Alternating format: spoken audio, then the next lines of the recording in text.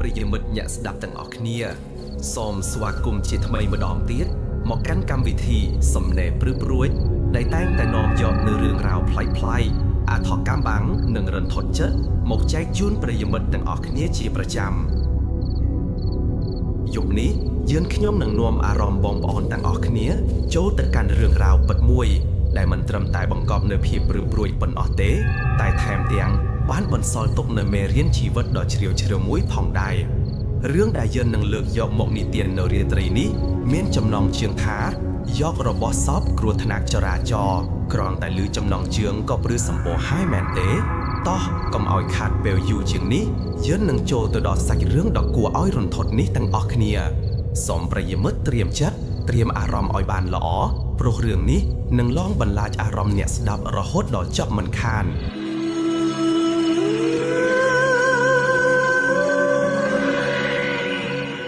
ក្នុងពេលរាត្រីរៀងជ្រាលជ្រៅពោលពេញដោយភាពងងឹតសូន្យសងដែលអាចនឹងធ្វើឲ្យមនុស្សជាច្រើនមានអារម្មណ៍ឯកោឬភ័យខ្លាចនៅតាមបណ្ដោយផ្លូវជាតិលេខ3ដែលធ្លាប់តែមកមិនញឹករវល់ខ្វាត់ខ្វែងដោយយានយន្តគ្រប់ប្រភេទទាំងថ្លៃទាំងយប់នោះបានស្ងាត់បន្តិចម្ដងសំឡេងម៉ាស៊ីនឡានធំតូចដែលតែងតែបន្លឺឡើងឥតឈប់ឈរក៏បានស្ងាត់សន្សឹមបន្សល់ទុកបែបសំឡេងខ្យល់បាក់មកល្វីជាមួយភាពរងាវរបស់សត្វលិខិតនានានិងសំឡេងម៉ាស៊ីនយានយន្តតិចតួចប៉ុណ្ណោះដែលធ្វើដំណើរឆ្លងកាត់ម្ដងម្កាលវាជាពេលវេលាដែលមនុស្សភាគច្រើនកំពុងតែលងលក់ក្នុងដំណែកដ៏ស្កប់ស្កល់ប៉ុន្តែសម្រាប់អ្នកធ្វើដំណើរតាមដងផ្លូវនៅពេលយប់ជ្រៅបែបនេះគឺពិតជាត្រូវប្រុងប្រយ័ត្នខ្ពស់ណាស់នៅត្រង់ចំណុចកំណាត់ផ្លូវកោមួយកន្លែងដែលត្រូវបានគេស្គាល់ថាជាកន្លែងដែលធ្លាប់កើតមានគ្រោះថ្នាក់ញឹកញាប់នោះពន្លឺចង្គៀងមុខឡាន2បានប៉ះគ្នាមើលទៅហាក់ដូចជាកំពុងប្រណាំងយកឈ្នះគ្នាពីចម្ងាយដោយមិនបានគិតគូរពីគ្រោះថ្នាក់អ្វីឡើយពួកគេបើកយ៉ាងលឿនហាក់ដូចជាពិភពលោកនេះមានតែពួកគេពីរនាក់ភ្លាមនោះសំឡេងបុកបោកយ៉ាងខ្លាំងក៏បានលាន់លឺឡើងបន្តដោយកញ្ចក់បីខ្ទេចខ្ទីនិងដៃក៏គិតគ្នាប្រទាបប្រតិនពេញផ្ទៃអាកាសក្នុងរាត្រីដ៏ស្ងាត់ជ្រងនោះសំឡេងនេះបានបំបែកភាពស្ងៀមស្ងាត់នៅត្រង់កន្លែងកើតហេតុទាំងស្រុងវាពិតជាលាន់លឺរំប៉ងរហូតដល់អ្នកនៅក្បែរនោះអាចលឺបានយ៉ាងច្បាស់ឧបតិហេតុដ៏អាក្រក់ពោលពេញដោយភាពសោកសៅបានកើតឡើងហើយដែលនឹងផ្លាស់ប្ដូរជីវិតមនុស្សជាច្រើនជារៀងរហូតនៅកណ្ដាលផ្លូវកំពុងដេកសន្ធឹងលឺដីគឺបរិសម្នាក់ឈ្មោះលោកសុកគាត់ជាអ្នកបើកម៉ូតូដែលត្រូវបានឡានបុកពេញទំហឹងឈាមក្រហមច្រាលបានហូរស្រោចពេញខ្លួនប្រាណរបស់គាត់បង្ហូរចេញពីមុខរបួសធំដែលបណ្ដាលមកពីការប៉ះទង្គិចយ៉ាងខ្លាំងរាងកាយរបស់គាត់បានដេកនៅទីនោះគ្មានកម្រើកគ្មានសំឡេងឈ្ងោកគ្មានការតស៊ូមានតែភាពស្ងៀមស្ងាត់ដ៏គួរឲ្យខ្លាចដែលបង្ហាញពីការបាត់បង់ជីវិតម៉ូតូរបស់គាត់បានខ្ទាតទៅឆ្ងាយបែកបាក់គ្មានសល់រូបរាងខ្ទេចខ្ទីប្រៀបដូចជាអេតចៃដែលត្រូវបានបោះបង់ចោលចំណែកឯអ្នកបើកបរឡានបង្កហេតុវិញបានគេចខ្លួនបាត់ខ្មាំងភាពងងឹតសូន្យសងយ៉ាងលឿនរហ័សដោយបន្សល់ទុកតែซากសពដែលកំពុងដេកគ្មានកម្រើកនៅកម្ដៅផ្លូវក្នុងភាពសោកនាដកម្មដ៏រន្ធត់នេះតើគេអាចធ្វើចិត្តបានយ៉ាងម៉េចទៅបន្ទាប់ពីបានបង្កហេតុហើយបែរជាគេឆ្លួនបាត់ទៅវិញมันបានទាំងឈប់ដើម្បីមើលស្ថានភាពឬជួយជនរងគ្រោះសូម្បីតែបន្តិចមួយសន្ទុះក្រោយមកតបមានអ្នកដំណើរខ្លះបានមកដល់ហើយចាប់ផ្ដើមស្រែកឆៅឡូពន្លឺចង្គៀងមុខឡានឥនម៉ូតូរបស់អ្នកធ្វើដំណើរបានរំលើករូបភាពដ៏សែនសោកសៅនៅកណ្ដាលផ្លូវភូមិមនុស្សចាប់ផ្ដើមប្រមូលផ្ដុំគ្នាបន្តិចម្ដងអ្នកខ្លះខ្សឹបខ្សៀវគ្នាអ្នកខ្លះបង្ហាញក្តីអាណិតអាសូរប៉ុន្តែគ្មាននរណាម្នាក់ហ៊ានចូលទៅជិតសាកសពរបស់លោកសុកនោះទេព្រោះខ្លាចរឿងច្បាប់ខ្លាចជាប់ពាក់ព័ន្ធខ្លាចមានបញ្ហាពួកគេគ្រាន់តែឈោមមើលពីចម្ងាយដោយបង្ហាញការសោកស្ដាយប៉ុណ្ណោះក្នុងចំណោមហ្វូងមនុស្សដែលកំពុងឈោមមើលនោះមានបរិសម្នាក់ឈ្មោះវិតគឺជាបរិសកំសត់ម្នាក់ដែលតែងតែមានបញ្ហាលួយកាក់មិនចេះចប់មិនចេះហើយជីវិតរបស់គាត់ពោលពេញដោយភាពលំបាកវេទនាតាំងពីតូចរហូតដល់ធំគាត់ធ្លាប់ឆ្លងកាត់ការងារជាច្រើនប្រភេទប៉ុន្តែមិនដែលបានប្រាក់ចំណូលគ្រប់គ្រាន់ដើម្បីផ្គត់ផ្គង់ជីវិតខ្លួនឯងនិងសងបំណុលគេឯងនោះទេគាត់បានមកដល់កន្លែងកើតហេតុដោយចៃដន្យបន្ទាប់ពីត្រឡប់មកពីធ្វើការសំណុំអស់មួយថ្ងៃរាងកាយរបស់គាត់ហត់នឿយអស់កម្លាំងប៉ុន្តែភ្នែករបស់គាត់បានសម្លឹងទៅកាន់សាកសពរបស់លោកសុកដែលនៅតែគ្មាននរណាហ៊ានចូលចិត្ត ព្រោះខ្លាចរៀងច្បាប់ដូចជាខ្ញុំបានជម្រាបអំបីមិញនោះក្នុងចិត្តរបស់វិតមានអារម្មណ៍ឡាយឡំគ្នារវាងក្តីអាណិតអាសូរនិងគំនិតមួយដែលផុសឡើងដោយភាពលោភលន់គាត់ដឹងថាការស្លាប់របស់មនុស្សម្នាក់ជាការបាត់បង់ដ៏ធំធេងប៉ុន្តែនៅពេលជាមួយគ្នានោះគាត់ក៏ត្រូវបានញ៉ាំញីដោយគំនិតអាក្រក់មួយដែលផុសឡើងនៅក្នុងក្បាលរបស់គាត់ដែរគាត់មានអារម្មណ៍ថាវាជាឱកាសមួយឱកាសដែលអាចជួយឲ្យគាត់រួចផុតពីភាពក្រីក្រយ៉ាងហោចណាស់ក៏មួយរបៀបដែរតើនេះជាអ្វីតើនេះជាគំនិតរបស់មនុស្សមែនទេពន្លឺព្រះច័ន្ទក្នុងរាត្រីនោះបានរំលឹកទៅលើខ្សែដៃមានដ៏ភ្លឺចែងចាំងមួយវងដែលកំពុងជាប់នៅកដៃរបស់លោកសុកវាហាក់ដូចជាកំពុងអន្តង់ចិត្តវិតយ៉ាងខ្លាំងខ្សែដៃនោះគ្រាន់តែជាវត្ថុតូចមួយប៉ុន្តែសម្រាប់វិតដែលកំពុងជាប់ការលំបាកខ្លាំងនោះវាប្រៀបដូចជាក្តីសង្ឃឹមមួយដ៏ធំធេងមាសខ្សែដៃមាសគាត់ខ្សឹបក្នុងចិត្តសំឡេងនោះហាក់ដូចជាបន្លឺឡោតពីបាតបេះដូងរបស់គាត់អន្តង់គាត់ឲ្យធ្វើរឿងដ៏គួរឲ្យខ្លាចមួយកម្លាំងចិត្តដែលជំរុញដោយភាពក្រីក្រនិងភាពអស់សង្ឃឹមបានធ្វើឲ្យវិតភ្លេចអស់នូវភាពភ័យខ្លាចចំពោះសាកសពនិងកម្រៃសីលធម៌របស់មនុស្សជាតិគាត់បានឆ្លៀតឱកាសដែលអ្នកដទៃកំពុងតែមមាញឹកជាមួយការហៅប៉ូលីសនិងពិភាក្សាគ្នាចូលទៅជិតសាកសពដោយប្រុងប្រយ័ត្នរាល់ជំហានដែលគាត់ដើរទៅមុខគឺពោយពេញដោយភាពតានតឹងប៉ុន្តែសាច់ក្តីលោភលន់បានគ្របតំណាងអន្តធរដៃរបស់វិតបានលូកទៅចាប់កដៃរបស់លោកសុកភាពត្រជាក់ស្រាប់នៃស្បែករបស់សាកសពដែលលែងមានចលនាហើយនោះបានធ្វើឲ្យគាត់ព្រឺសម្បូរខ្ញាក់អារម្មណ៍មួយរំពាត់លុះបានធ្វើឲ្យគាត់ចង់ដកដៃចេញហើយរត់ទៅឆ្ងាយប៉ុន្តែចិត្តលោភលន់បានគ្របតំណែងលើភាពភ័យខ្លាចគាត់បានចាប់ផ្ដើមទាញខ្សែដៃនោះចេញវាហាក់ដូចជាជាប់ណែនណាស់ព្រោះវាជាខ្សែដៃដែលម្ចាស់របស់វាពាក់ជាប្រចាំវិតបានទាញម្ដងហើយម្ដងទៀតជាមួយនឹងកម្លាំងដែលមានទាំងអស់រហូតដល់ទីបំផុតខ្សែដៃមាននោះក៏របូតចេញពីដៃសាកសពគាត់បានប្រញាប់លាក់វាចូលទៅក្នុងហោប៉ៅយ៉ាងលឿនដោយមិនឲ្យនរណាម្នាក់ចាប់អារម្មណ៍ឡើយគាត់បានធ្វើពិតជាឈរមើលហេតុការណ៍ដូចធម្មតាដោយបេះដូងលោតញាប់ខត់ចង្វាក់លោតញាប់រហូតដល់គាត់មានអារម្មណ៍ថាវាស្ទើរតែលោតចេញមកក្រៅទៅហើយគ្រប់ពេលគាត់តែងតែបារម្ភថាមាននរណាម្នាក់បានឃើញទង្វើដ៏លោភលន់របស់គាត់ឡើយនៅពេលប៉ូលីសមកដល់វិតបានរៀបរួយគ្នាជាមួយហ្វូងមនុស្សហើយប្រញាប់ដើរចេញពីកន្លែងកោតហេតុនោះទាំងបេះដូងមិនស្ងប់គាត់បានដើរយ៉ាងលឿនទាំងភ័យខ្លាចថាប៉ូលីសអាចនឹងចាប់បានភាពជោគជ័យបណ្ដោះអាសន្នកោលលួចខ្សែដៃនោះបានធ្វើឲ្យគាត់មានអារម្មណ៍រំភើបប៉ុន្តែភាពភ័យខ្លាចចំពោះអ្វីដែលគាត់បានធ្វើក៏កំពុងតែចាក់ស្រេកនៅខាងក្បាលរបស់គាត់ដែរគាត់គិតថាគាត់បានគេចផុតពីគ្រោះថ្នាក់ទាំងអស់ហើយគាត់បានទទួលលួយហើយគ្មាននរណាម្នាក់ដឹងនោះទេប៉ុន្តែតើវាពិតជាអាចទៅបានមែនទេ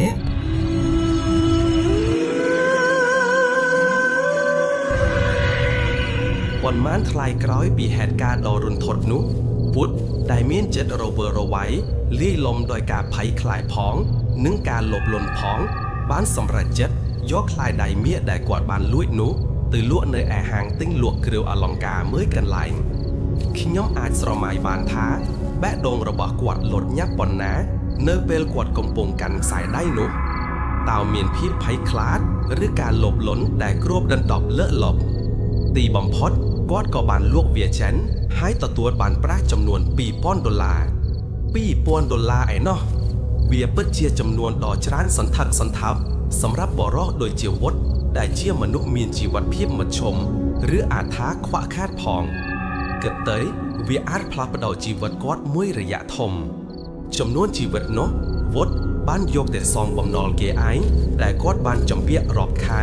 រាប់ឆ្នាំមកហើយក៏បានទិញសម្ភារៈប្រើប្រាស់ចាំបាច់ខ្លះៗសម្រាប់ខ្លួនឯងផងដែរដូចជាសម្លៀកបំពាក់ថ្មីឬគ្រឿងបរិក្ខារក្នុងផ្ទះជាដើមដំបូងឡើយវុឌ្ឍពិតជាមានអារម្មណ៍ធូរស្បើយនិងសប្បាយរីករាយខ្លាំងណាស់គាត់មានអារម្មណ៍ថាខ្លួនគាត់បានរួចផុតពីបន្ទុកធ្ងន់នៃបំណុលហើយអាចដកដង្ហើមបានស្រួលជាងមុនគាត់ប្រហែលជាគិតថាទីបំផុតឧបត្តិហេតុដ៏ខ្មៅងងឹតនោះនឹងគ្រាន់តែជាអតីតកាលដ៏ជូរចត់មួយដែលនឹងត្រូវលិចលង់បាត់បង់ទៅតាមពេលវេលា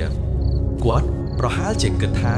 ចប់ហើយគ្មាននរណាដឹងទេអ្វីៗនឹងត្រឡប់មកធម្មតាវិញប៉ុន្តែប្រិយមិត្តអ្នកស្ដាប់ជាទីមេត្រីតើពិតជាចប់មែនទេតើអំពើដែលយើងបានប្រព្រឹត្តអាចបាត់បង់ទៅតាមពេលវេលាបានដែរឬ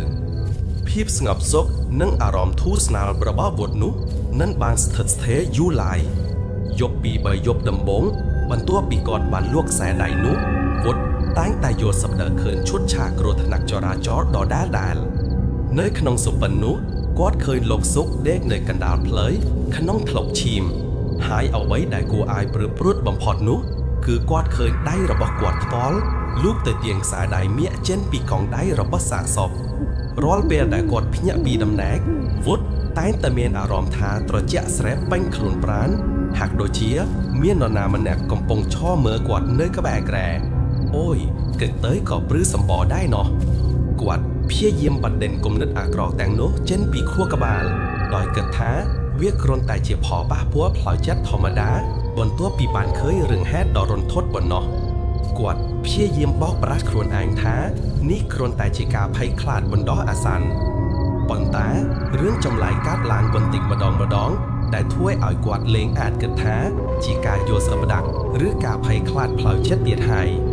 ពេលខ្លះគាត់ឮសំឡេងជើងមនុស្សដើរចុះឡើងនៅជុំវិញផ្ទះរបស់គាត់នៅពេលដែលគាត់នៅម្នាក់ឯងតើសំឡេងនោះមកពីណាតើអ្នកណាដើរចុះឡើងពេលខ្លះទៀតវត្ថុនៅក្នុងផ្ទះរបស់គាត់ដូចជាកែវទឹកឬចានឆ្នាំងស្រាប់តែរំកិលទីតាំងដោយខ្លួនឯងគ្មានខ្យល់គ្មានអ្នកណាជាអ្នករើទេវុតចាប់ផ្ដើមមានអារម្មណ៍ភ័យខ្លាចយ៉ាងខ្លាំងណាស់គាត់តែងតែសម្លឹងមើលទៅជុំវិញខ្លួនដោយសង្ស័យតែមិនដែលឃើញអ្វីសោះភាពត្រជាក់ដែលធ្លាប់តែលែកឡើងម្ដងម្កាលក៏ចាប់ផ្ដើមលែកឡើងញឹកញាប់ជាងមុនជាពិសេសនៅពេលយប់សូម្បីតែនៅខ្លាំងថ្ងៃដែលអាកាសធាតុក្តៅហួតហែងក៏គាត់នៅតែមានអារម្មណ៍ត្រជាក់ស្រែបែនខ្លួនដូចជាគេកំពុងបើកម៉ាស៊ីនត្រជាក់កម្រិតទាបបំផុតអ៊ីចឹងមួយយប់វុតបានដេកលក់យ៉ាងស្កប់ស្កល់ប៉ុន្តែស្រាប់តែត្រូវភ្ញាក់ឡើងដោយសំឡេងខ្សឹបខ្សៀវដ៏ព្រឺព្រួយដែលហាក់ដូចជាចេញមកពីក្រែរបស់គាត់អ្នកស្ដាប់ស្រមៃមើលសំឡេងនោះមិនមែនជាភាសាមនុស្សទេវាជាសំឡេងល្បីស្រាលដូចជាសំឡេងមនុស្សធ្ងរឬនិយាយអ្វីមួយដែលមិនច្បាស់លាស់វុតបានបើកភ្នែកធំសម្លឹងមើលទៅជុំវិញបន្ទប់ងងឹតគាត់មានអារម្មណ៍ថាបេះដូងរបស់គាត់លោតលឿនខ្លាំងណាស់រហូតដល់ស្ទើរតែលោតចេញមកក្រោយត្រជុំអ្នកណាគេនៅទីនោះគាត់បានសួរទាំងសំឡេងញ័រតែស្ទើរតែមិនឮខ្លួនឯងផងគ្មានចម្លើយមានតែភាពស្ងប់ស្ងាត់ដ៏គួរឲ្យខ្លាចនិងភាពត្រជាក់ស្រែបដែលគ្របដណ្ដប់ពេញបន្ទប់ប៉ុណ្ណោះចាប់តាំងពីយប់នោះមកវុតក៏ចាប់ផ្ដើមកេងមិនលក់គាត់តែងតែសម្លឹងមើលទៅទ្វារឬបង្អោយហាក់ដូចជាខ្លាចថាមាននរណាម្នាក់នឹងចោលមកភាពភ័យខ្លាចបានចាប់ផ្ដើមស៊ីរូងផ្ទៃកណ្ដុងរបស់គាត់កាន់តែឯកាមិនសូវនិយាយស្ដីជាមួយអ្នកណាហើយតែងតែមានអារម្មណ៍ថាមាននរណាម្នាក់កំពុងតាមដានគាត់រហូតមិនថាគាត់នៅទីណាឡើយសូម្បីតែនៅកន្លែងធ្វើការក៏ដែរក៏គាត់នៅតែមិនអាចផ្ដល់អារម្មណ៍បានពេញលេងដែររូបភាពនៃលោកសុកដែលដេកស្លាប់នៅកណ្ដាលផ្លូវតែងតែលេចឡើងក្នុងគំនិតរបស់គាត់រួមជាមួយខ្សែដៃមាសដែលគាត់បានលួចវាដូចជាភាពយន្តរន្ធត់ដែលចាក់ដដាលនៅក្នុងខួរក្បាលរបស់គាត់អ៊ីចឹងថ្ងៃមួយវុតកំពុងតែអង្គុយញ៉ាំបាយនៅក្បែរមាត់បង្អោយស្រាប់តែគាត់មានអារម្មណ៍ថាមានកម្លាំងអ្វីមួយបានទាញកៅអីដែលគាត់កំពុងអង្គុយបន្តិចគាត់ងាកក្រោយយ៉ាងលឿនប៉ុន្តែមិនឃើញអ្វីសោះបន្ទាប់មកទៀតគាត់ក៏បានឮសំឡេងកោះទ្វារផ្ទះរបស់គាត់កោះគាត់ប្រញាប់ទៅបើកទ្វារប៉ុន្តែគ្មាននរណាម្នាក់នៅទីនោះទេរឿងរ៉ាវចម្លែកទាំងនេះកាន់តែធ្វើឲ្យគាត់អស់សង្ឃឹមនិងភ័យខ្លាចជាខ្លាំងរហូតដល់គាត់ស្ទើរតែបាត់បង់សតិអារម្មណ៍ទៅហើយគាត់លែងមានសន្តិភាពក្នុងចិត្តបន្តិចណាសោះនៅត្រឹមចំណុចនេះវុតដឹងថារឿងទាំងអស់នេះត្រូវតែមានជាប់តាក់ទងនឹងអ្វីដែលគាត់បានធ្វើខ្សែដៃនោះវាជាបណ្ដាសាគាត់គិតនៅក្នុងចិត្តយ៉ាងច្បាស់លាស់គាត់បានព្យាយាមតាក់ទងទៅហាងដែលគាត់បានលក់ខ្សែដៃនោះដើម្បីសួររកអ្នកដែលបានទិញបន្តប៉ុន្តែម្ចាស់ហាងបានប្រាប់ថាពួកគេបានលក់វាទៅឲ្យអ្នកទិញបន្តម្នាក់ទៀតហើយពួកគេក៏មិនចាំបានច្បាស់ថាអ្នកណាជាអ្នកទិញដែរវុតមានអារម្មណ៍ថាដូចជាកំពុងជាប់ក្នុងអន្ទាក់មួយដែលមិនអាចរកច្រកចេញបានគាត់ចង់បោះបង់លុយទាំងអស់ដែលគាត់រកបានពីខ្សែដៃនោះប៉ុន្តែទោះជាយ៉ាងណាគាត់ក៏មិនអាចបោះបង់ចោលនៅភាពភ័យខ្លាចដែលកំពុងតាមលងបន្លាចគាត់បានដែរយប់មួយដ៏ត្រជាក់ស្រាប់វុតបានដេកនៅម្នាក់ឯងនៅក្នុងបន្ទប់ដ៏ងងឹត ស្រាប់តែគាត់មានអារម្មណ៍ថាមាននរណាម្នាក់កំពុងអង្គុយនៅលើក្រែរបស់គាត់នៅក្បែរជើងរបស់គាត់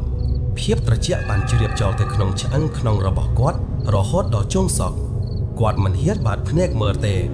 គាត់បានបិទភ្នែកជិតអបភួយជាប់ទាំងញាត់ត្រត្រើក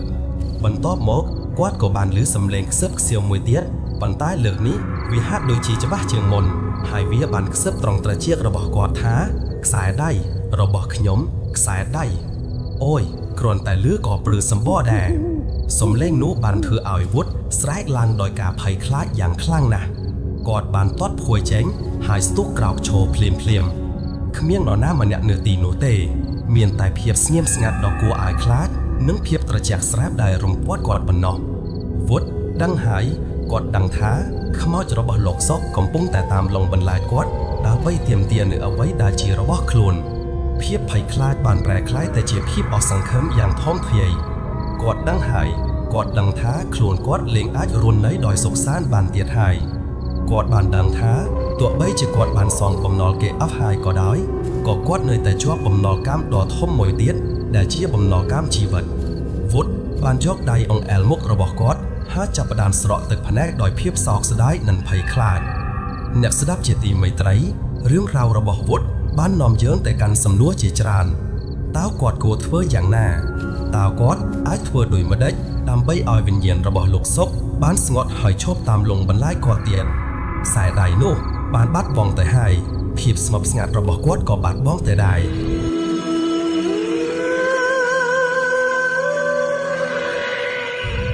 បន្ទាប់ពីយប់នោះ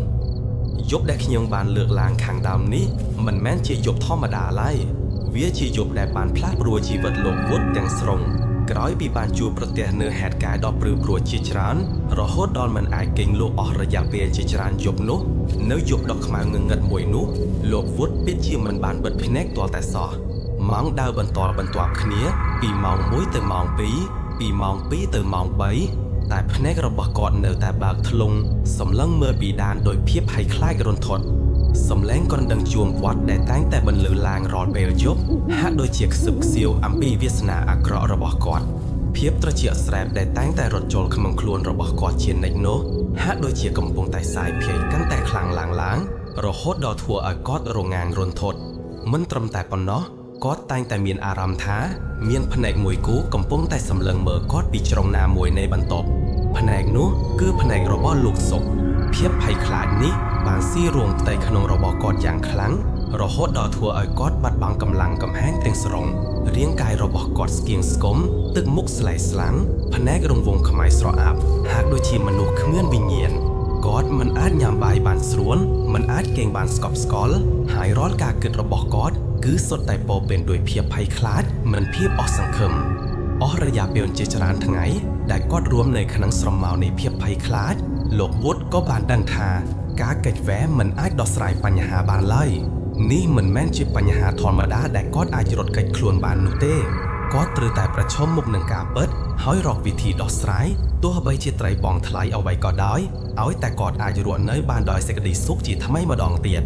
គាត់គិតថាប្រសិនបើគាត់នៅតែបន្តរត់គេចគាត់ប្រកាសជាបាត់បង់ស្មារតីហើយអាចនឹងស្លាប់បាត់បង់ជីវិតដោយសារតែភាពភ័យខ្លាចនេះនៅព្រឹកបន្ទាប់ពីយប់ដ៏រន្ធត់នោះលោកវុតបានងើបពីដំណេកទាំងកម្លាំងលហិតលហើយទោះជាយ៉ាងណាក្នុងចិត្តរបស់គាត់បានកើតមាននូវការសម្រេចចិត្តដ៏មុតមាំមួយគាត់បានសម្រេចចិត្តថាត្រូវតែស្វែងរកខ្សែដៃនោះឲ្យឃើញវិញទោះបីជាវាជាការងារលំបាកលំបិនយ៉ាងណាក៏ដោយគាត់មានអារម្មណ៍យ៉ាងមុតមាំថាប្រសិនបើគាត់អាចប្រគល់ខ្សែដៃនោះមកវិញនោះវិញ្ញាណរបស់លោកសុកនឹងអាចស្ងប់ហើយគាត់ក៏នឹងទទួលបានសេចក្តីសុខក្នុងជីវិតឡើងវិញដែរសម្រាប់គាត់ខ្សែដៃមាសនោះមិនមែនគ្រាន់តែជាវត្ថុមានតម្លៃមួយមុខឡើយតែវាជាភស្តុតាងនៃកំហុសឆ្គងរបស់គាត់វាជាបំណត់កម្មដែលគាត់ត្រូវតែសងហើយវាជាគន្លឹះដើម្បីដោះលែងខ្លួនឯងចេញពីភាពភ័យខ្លាចរន្ធត់នេះវិលត្រឡប់ទៅហាងគ្រឿងអលង្ការដោយមានការបដិញ្ញាចិត្តយ៉ាងមុតមាំលោកវុតក៏បានត្រឡប់ទៅហាងទិញលក់គ្រឿងអលង្ការនោះម្ដងទៀតដំណើរទៅកាន់ហាងគ្រឿងអលង្ការនោះហាក់ដូចជាការធ្វើដំណើរដ៏វែងឆ្ងាយសម្រាប់គាត់គ្រប់ជំហានដែលគាត់ដើរហាក់ដូចជាមានទម្ងន់ធ្ងន់ណាស់ គាត់សម្លឹងមើលជុំវិញខ្លួនភ្នែករបស់គាត់រំបីរកមើលនៅស្រមោលអមនុស្សណាមួយខ្លាចក្រែងលោកសុកនៅតែបន្តតាមជាប់ជាមួយគាត់ប៉ុន្តែពេលនេះគាត់មិនបានគិតដល់ការភ័យខ្លាចច្រើននោះទេគាត់គិតតែពីវិធីស្វែងរកខ្សែដៃនោះឲ្យឃើញវិញប៉ុណ្ណោះលើកនេះគាត់មិនបានធ្វើពុតជាធម្មតាដូចលើកមុននោះឡើយទឹកមុខរបស់គាត់ស្លែកស្លានជាខ្លាំងភ្នែករង្វង់ខ្មៅព្រឿងបង្ហាញពីភាពអត់ងុយអត់ជាច្រើនយប់នោះរាងកាយរបស់គាត់លែងមានកម្លាំងកំហែងដូចមុនហើយកាយវិការរបស់គាត់ទាំងមូលបានបង្ហាញពីភាពអស់សង្ឃឹមយ៉ាងខ្លាំងគាត់បានដៃយ៉ាងយឺតទៅរកម្ចាស់ហាងដែលជាស្ត្រីវ័យកណ្ដាលម្នាក់ដែលគាត់ធ្លាប់បានលក់ខ្សែដៃនោះឲ្យពេលគាត់ទៅដល់មុខតូបគាត់បាននិយាយទាំងសំឡេងខ្សោៗស្ទើរតែមិនឮថាបងស្រីខ្ញុំពិតជាត្រូវការជំនួយបងស្រីណាស់ខ្ញុំដឹងថាវាជាការរំខានប៉ុន្តែខ្ញុំពិតជាត្រូវដឹងថាអ្នកណាបានទិញខ្សែដៃមាសដែលខ្ញុំបានលក់កាលពីប៉ុន្មានខែមុននោះសំឡេងរបស់គាត់ស្អកបន្តិចហើយគាត់មើលទៅបាក់ទឹកចិត្តជាខ្លាំង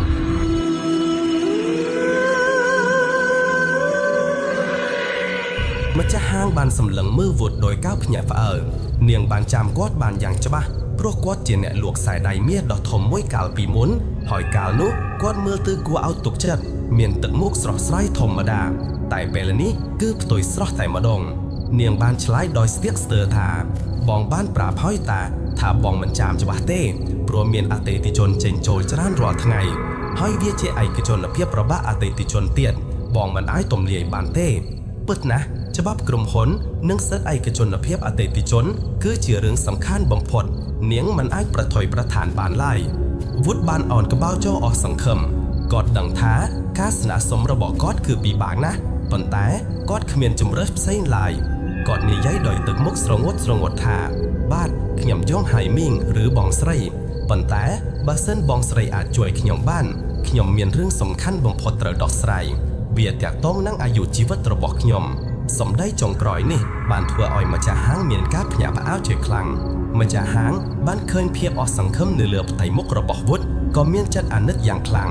នាងគិតក្នុងចិត្តថាប្រកម្នាក់នេះហាក់ដូចជាមានរឿងធំណាស់បានជាមកអង្វរបងដនថ្នាក់នេះនាងបានព្យាយាមនឹករលឹកឡើងវិញដោយយកចិត្តទុកដាក់គាត់បាននិយាយថាចាំបងគិតសិនកាលនោះហាក់ដូចជាមានគ្រួសារមួយមកពីខេត្តកំពង់ស្ពឺហើយពួកគាត់បាននិយាយថាទិញខ្សែដៃនោះទុកជាកាដូឲ្យកូនប្រសារប្រក់របស់ពួកគាត់នាងថែមទាំងបានរៀបរាប់ពីទម្រង់មុខបន្តិចបន្តួចរបស់ស្ត្រីដែលបានមកទិញនិងតំបន់ដែលពួកគាត់បាននិយាយប្រិយមិត្តអើយព័ត៌មាននេះគឺពិតជាកម្មរស្មីក្តីសង្ឃឹមចុងក្រោយបង្អស់របស់វុតវាដូចជាដំណឹកទឹកក្នុងវាលខ្សាយអ៊ីនចឹង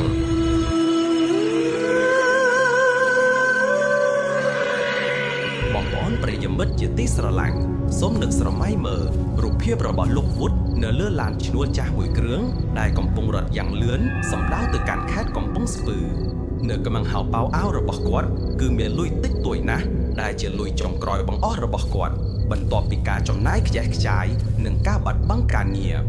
ការសម្រេចចិត្តចាស់ចេញពីភ្នំពេញគឺមិនមែនជាការងាយស្រួលឡើយគាត់បានគិតហើយគិតទៀតអស់រយៈពេលជាច្រើនថ្ងៃការភ័យខ្លាចបានតាមឡងបន្លាចគាត់ជារៀងរាល់យប់រាល់ថ្ងៃរហូតដល់គាត់ដឹងថាបើគាត់មិនបានធ្វើអ្វីមួយដើម្បីកែប្រែទេជីវិតរបស់គាត់នឹងត្រូវវិនាសទៅជាមិនខានគាត់សម្រេចចិត្តយកលុយតិចតួចនេះមកផ្ដាល់នឹងជោគវាសនារបស់ខ្លួនដោយសង្ឃឹមថានឹងអាចរកឃើញខ្សែដៃមាសនោះមកវិញ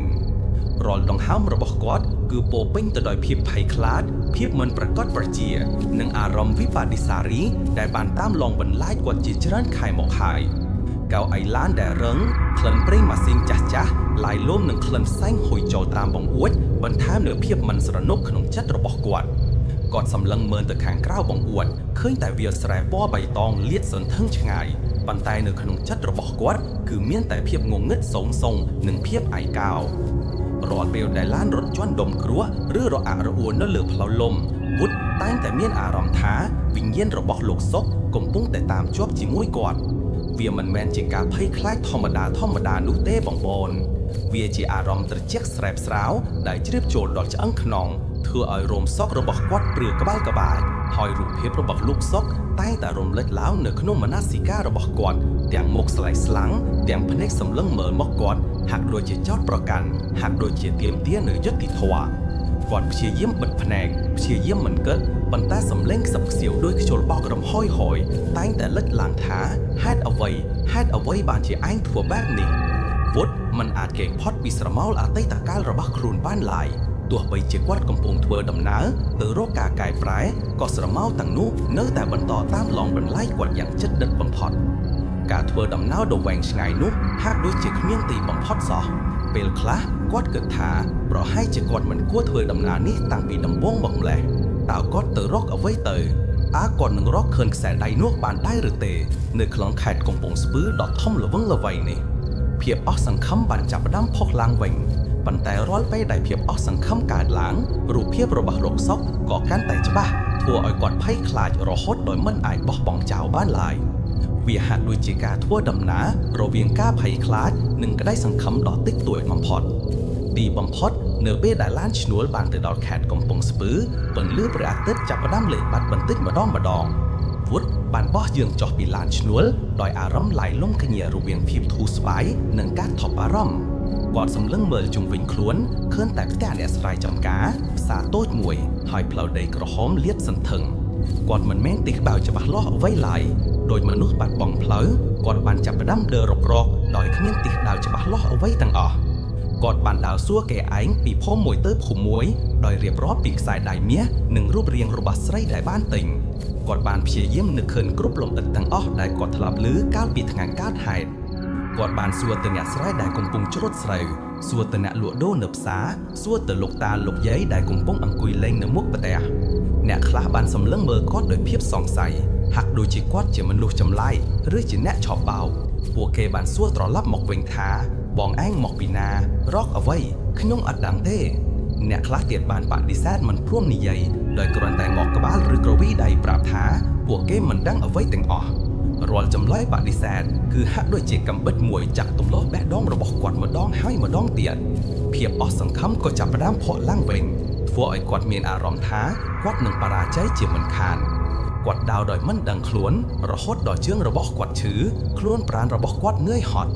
ភាពស្រេកឃ្លាននិងភាពហត់នឿយបានគ្របដណ្ដប់លើរូបកាយរបស់គាត់ប៉ុន្តែនៅក្នុងចិត្តគឺមានតែភាពភ័យខ្លាចនិងវិបដិសារីប៉ុណ្ណោះ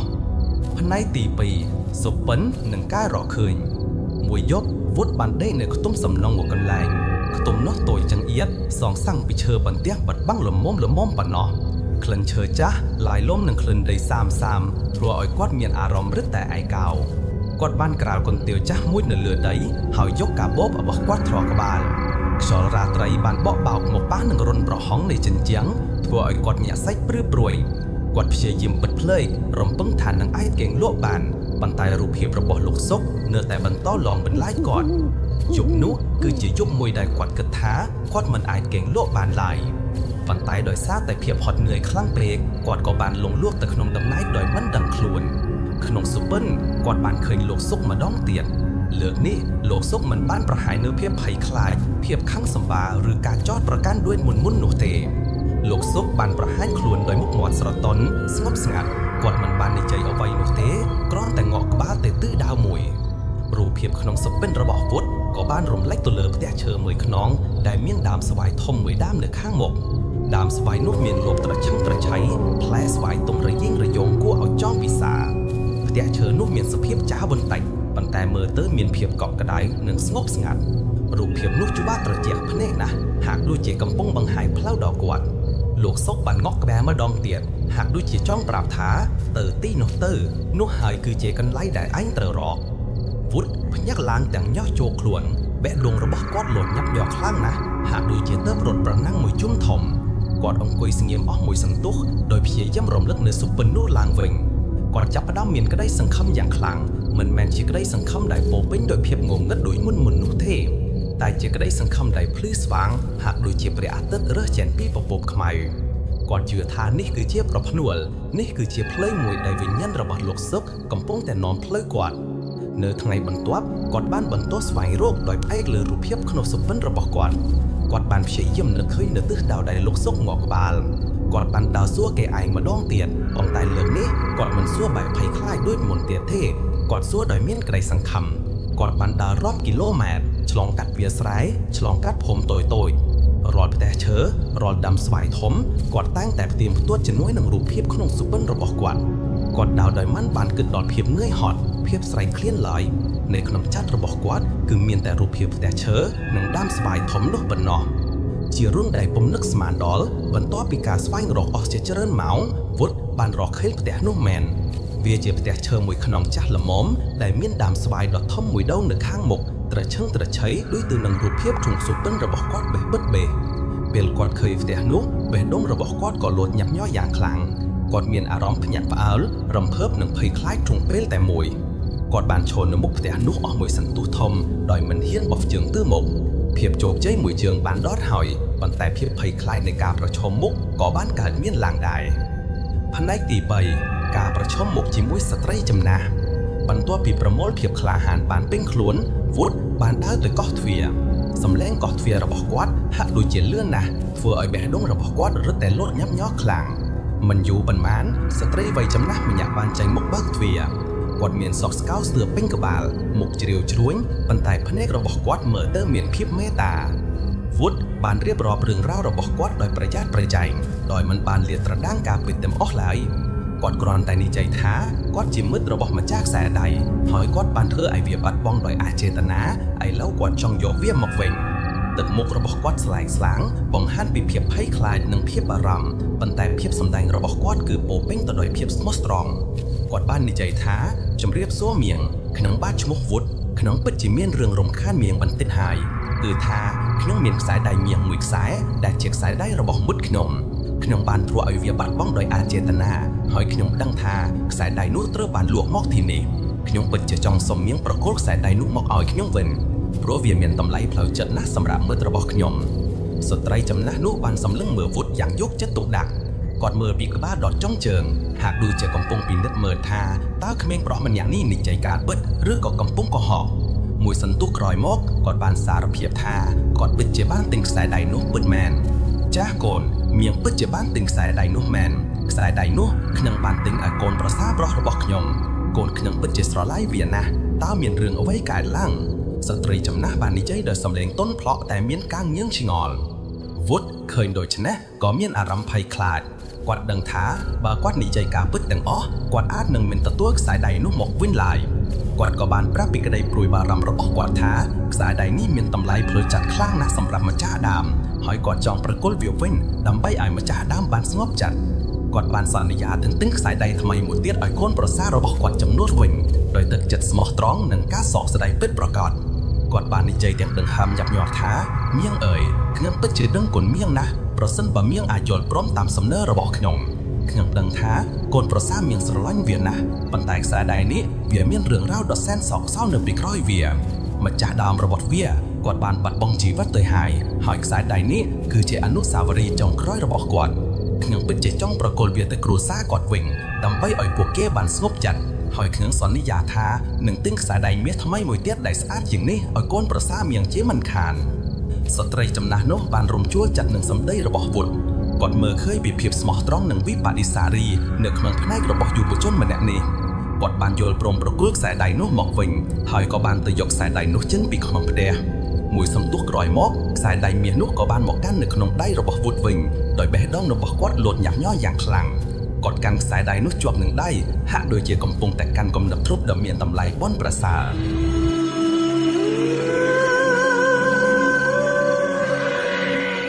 ខ្សែដៃមាសដែលកាលពីមុនជាវត្ថុដែលគាត់លោភលន់ចង់បានវត្ថុដែលបាននាំគាត់ទៅរកផ្លូវខុសផ្លូវដ៏ខ្មៅងងឹតតែឥឡូវនេះខ្សែដៃនោះហាក់ដូចជាមិនមែនជាវត្ថុធម្មតាទៀតឡើយវាបានคล้ายទៅជាភស្តុតាងដ៏រស់រវើកនៃកំហុសដ៏ធ្ងន់ធ្ងររបស់គាត់ដែលបានបណ្ដាលឲ្យលោកសុកបាត់បង់ជីវិតវាជាភស្តុតាងដែលរំលឹកគាត់ជានិច្ចអំពីទង្វើដ៏ខៅរបស់ខ្លួនតែទន្ទឹមនឹងនោះបងប្អូនដឹងទេ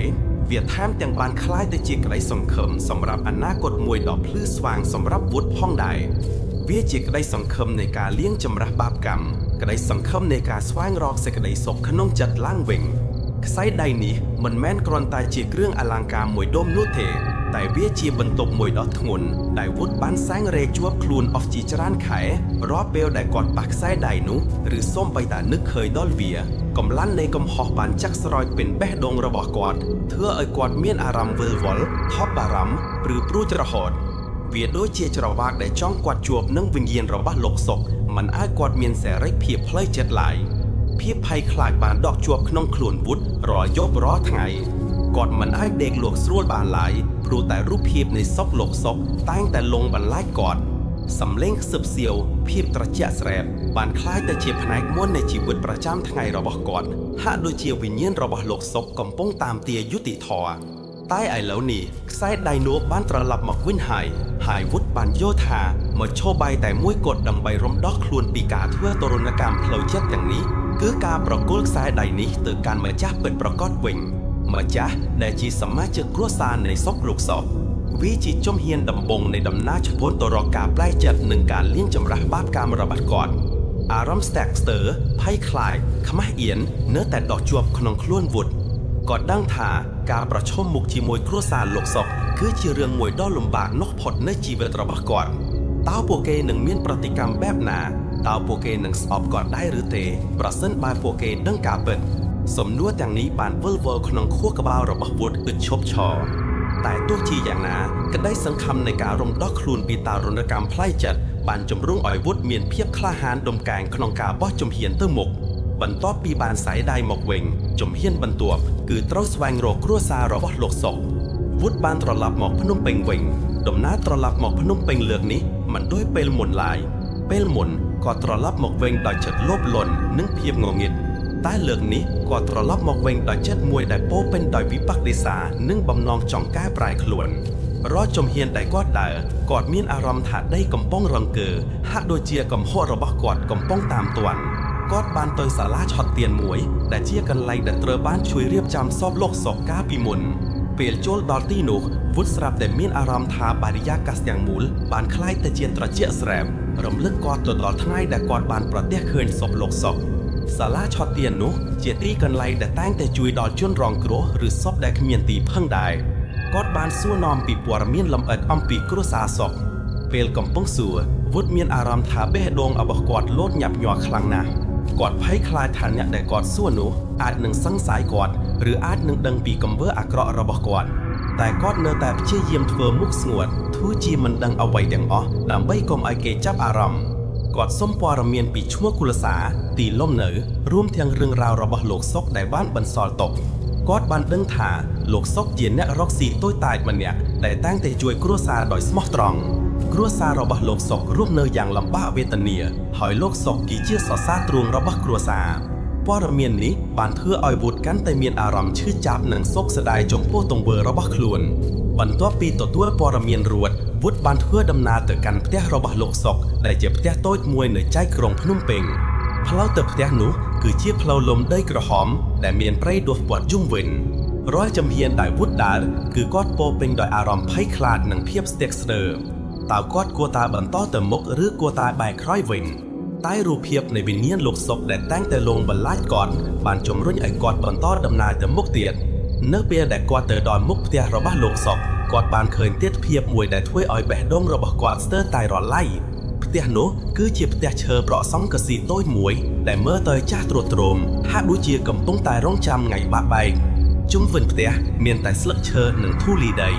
នៅខាងមុខផ្ទះគាត់បានឃើញស្ត្រីចំណាស់ម្នាក់ដែលមានទុកមុខជ្រីវជ្រួញនិងស្លេកស្លាំងកំពុងអង្គុយបួងសួងនៅមុខរូបថតលោកសុក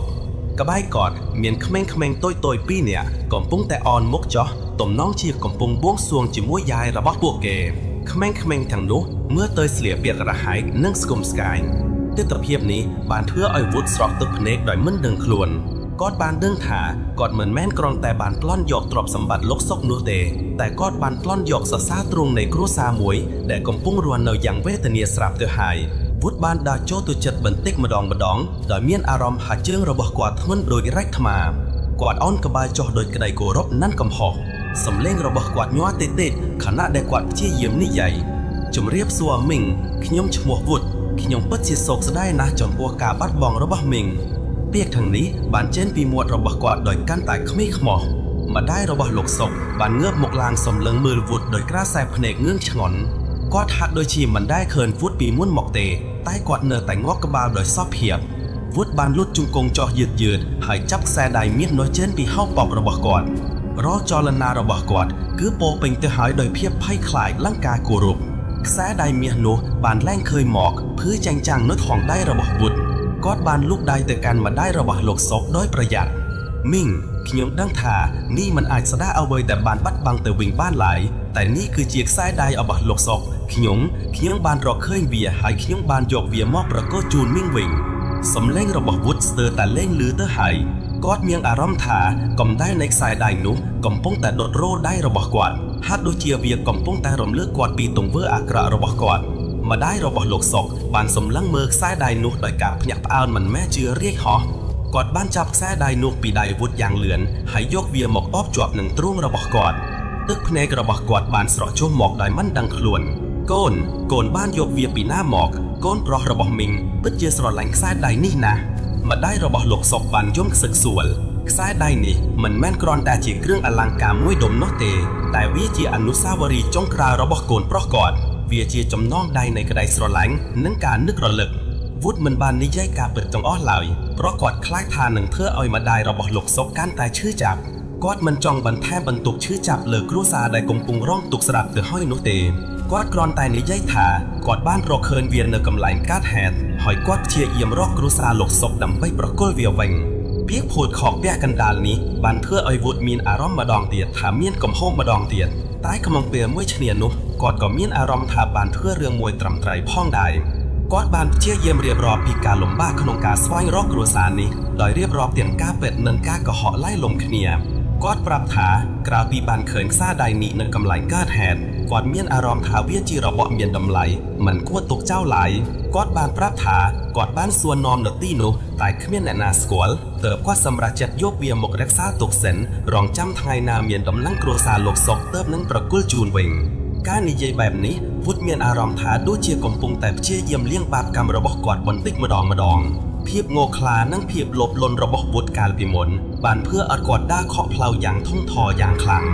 តែឥឡូវនេះគាត់បានព្យាយាមកែប្រែហើយគាត់បានបង្ហាញពីបំណងចង់កែប្រែខ្លួនដោយចាប់ផ្ដើមពីការសងបំណុលកម្មនេះបន្ទាប់ពីប្រគល់ខ្សែដៃនោះរួចវុឌ្ឍមានអារម្មណ៍ធូរស្រាលយ៉ាងខ្លាំងណាស់វាដូចជាបន្ទុកដ៏ធ្ងន់មួយបានរបួសចេញពីស្មារបស់គាត់អារម្មណ៍ត្រជាក់ស្រេបសំឡេងព្រឹកព្រួតដែលតែងតែលងបន្លាចគាត់រាល់យប់រាល់ថ្ងៃបានរលាយបាត់អស់មួយរំភេតគាត់មានអារម្មណ៍ថាវិញ្ញាណរបស់លោកសុកបានស្ងប់ហើយវិញ្ញាណដែលរងចាំយុត្តិធម៌ឥឡូវនេះបានទទួលនូវសន្តិភាពនេះជាសញ្ញាបង្ហាញថាលោកសុកបានអភ័យទោសឲ្យវុឌ្ឍហើយនៅយប់នោះវុឌ្ឍបានដេកលក់យ៉ាងស្កប់ស្កល់ជាលើកដំបូងត្រង់ចាពីរយៈពេលជាច្រើនខែដែលគាត់មិនដែលបានគេងលក់ស្រួលឡើយគាត់មិនបានយកសភ្នែកអាក្រក់ទៀតទេហើយក៏លែងមើលអារម្មណ៍ថាត្រជាក់ស្រែបឬឮសំឡេងព្រឹកព្រួយទៀតដែរ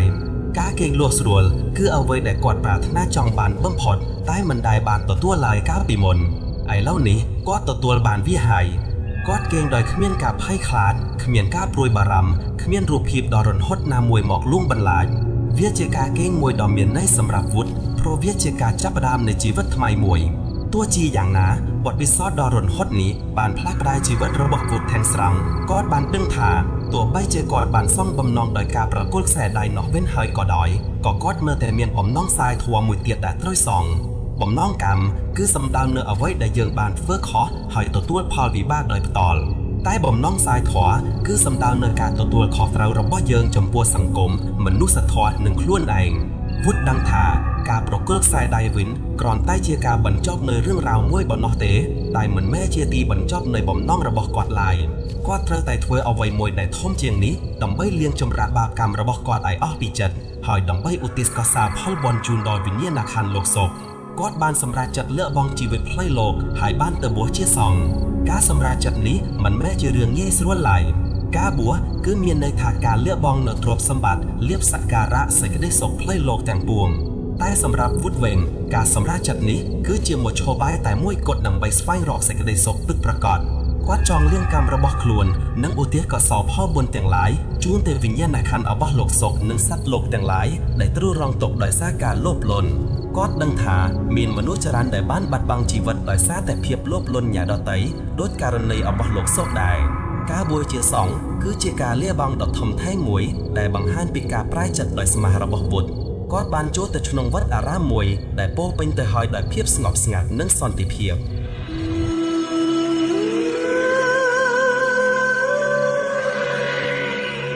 ដូចដែលយើងបានដឹងកាលពីវគ្គមុនវុឌ្ឍដែលធ្លាប់បានប្រព្រឹត្តកំហុសឆ្គងដ៏ធ្ងន់ធ្ងរនោះបានសម្រេចចិត្តបួសជាព្រះសង្ឃ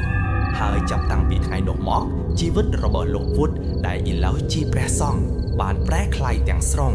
ហើយលោកបានរស់នៅក្នុងវត្តដោយសេចក្តីស្ងប់សេចក្តីស្ងប់នេះមិនមែនគ្រាន់តែជាភាពស្ងៀមស្ងាត់នៃទីអារាមនោះទេ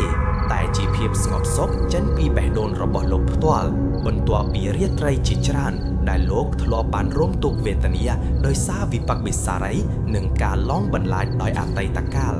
ឥឡូវនេះបន្ទុកទាំងនោះត្រូវបានរំលាងចោលហើយក្នុងនាមជាព្រះសង្ឃលោកបានខិតខំសិក្សាព្រះធម៌យ៉ាងយកចិត្តទុកដាក់លោកមិនត្រឹមតែអានគម្ពីរទេតែបានព្យាយាមស្វែងយល់នូវអត្ថន័យជ្រាលជ្រៅនៃព្រះពុទ្ធវចនៈអំពីកម្មផលត្រៃលក្ខណ៍និងការរំលត់ទុក្ខរាល់ថ្ងៃនោះលោកបានចំណាយពេលយ៉ាងច្រើនក្នុងការចម្រើនភាវនាធ្វើសមាធិដើម្បីអប់រំចិត្តឲ្យបរិសុទ្ធនិងឲ្យមានសតិបញ្ញាកាន់តែច្បាស់លាស់ការធ្វើសមាធិនេះហើយដែលបានជួយឲ្យលោកអាចប្រឈមមុខនឹងអតីតកាលរបស់ខ្លួនដោយមិនភ័យខ្លាចតែក៏មាននូវមេត្តាធម៌ចំពោះខ្លួនឯងនិងអ្នកដទៃមិនត្រឹមតែប៉ុណ្ណោះលោកវុឌ្ឍបានធ្វើបុណ្យកុសលជាច្រើននេះមិនមែនត្រឹមតែការថ្វាយបង្គំទេតែជាការចូលរួមចំណែកក្នុងសកម្មភាពសង្គមដូចជាជួយដាំដើមឈើក្នុងវត្តការសម្អាតបរិវេណវត្តការជួយឧបត្ថម្ភដល់កុមារកំព្រាឬក៏សូម្បីតែការធ្វើការអប់រំធម៌ដល់ពុទ្ធបរិស័ទរាល់ទង្វើល្អទាំងនេះគឺជាការលាងចម្រាស់នៅអំពើអាក្រក់ដែលលោកបានប្រព្រឹត្តកាលពីមុនព្រមទាំងបង្កើតនូវកុសលផលបុណ្យថ្មីៗសម្រាប់ខ្លួនលោកនិងសម្រាប់ឧទ្ទិសដល់អ្នកដទៃរាល់ពេលដែលលោកបានឧទ្ទិសបុណ្យលោកតែងតែនឹកឃើញដល់លោកសុខការនឹកឃើញនេះមិនមែនជាការភ័យខ្លាចទៀតទេតែជាការរំលឹកដល់មេរៀនជីវិតដ៏សំខាន់មួយនិងការបង្ហាញនូវមេត្តាចិត្តពិតប្រាកដលោកបានអធិស្ឋានសូមឲ្យវិញ្ញាណរបស់លោកសុខបានទៅកាន់សុគតិភពការអធិស្ឋាននេះគឺចេញពីបេះដូងដែលពោរពេញដោយក្តីសង្ឃឹមនិងការយល់ដឹងថាការអភ័យទោសនិងការលះបង់គឺជាផ្លូវតែមួយគត់ទៅកាន់សេចក្តីសុខពិតប្រាកដជាចុងប្រាំងខ្លីសំណេរព្រឺព្រួតសូមជូនពរប្រិយមិត្តអ្នកស្ដាប់ទាំងអស់គ្នាជួបប្រទះតែសេចក្តីសុខគ្រប់ទិវារាត្រីជួបគ្នាយប់បន្ទាប់